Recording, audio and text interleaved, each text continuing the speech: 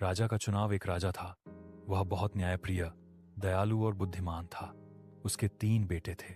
जब राजा बूढ़ा हो गया तो उसने सोचा कि अब राज्य की जिम्मेदारी अपने किसी एक बेटे को सौंप दे। लेकिन वह यह तय करना चाहता था कि सबसे योग्य कौन है। इसलिए उसने तीनों राजकुमारों की परीक्षा लेने का निश्चय किया। राजा ने तीनों को अपने पास बुलाकर कहा, मैं तुम तीनों को कुछ स्वर्ण मुद्राएं देता हूं। इन पैसों से ऐसी वस्तु खरीद कर लाओ जिससे पूरा कमरा भर जाए और वह वस्तु उपयोगी भी हो। तीनों राजकुमार अलग अलग दिशाओं में निकल पड़े। सबसे बड़े राजकुमार ने सोचा कि रुई सबसे हल्की होती है और उससे कमरा आसानी से भर जाएगा।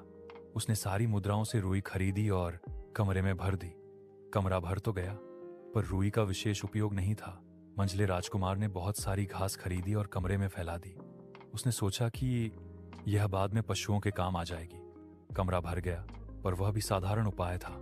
सबसे छोटा राजकुमार बाजार गया और उसने 3 दीपक खरीदे। एक दीपक उसने कमरे के बीच में जलाया, जिससे पूरा कमरा प्रकाश से भर गया। दूसरा दीपक उसने अंधेरे कोने में रखा और तीसरा द्वार पर। कमरा उजाले से जगमगा उठा।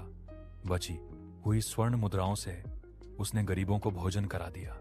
जब राजा ने तीनों के कार्य देखे तो वह छोटे राजकुमार की बुद्धिमानी और करुणा से बहुत प्रसन्न हुआ। उसने समझ लिया कि वही राज्य का योग्य उत्तराधिकारी है। अंत में राजा ने छोटे राजकुमार को ही राजगद्दी सौंप दी।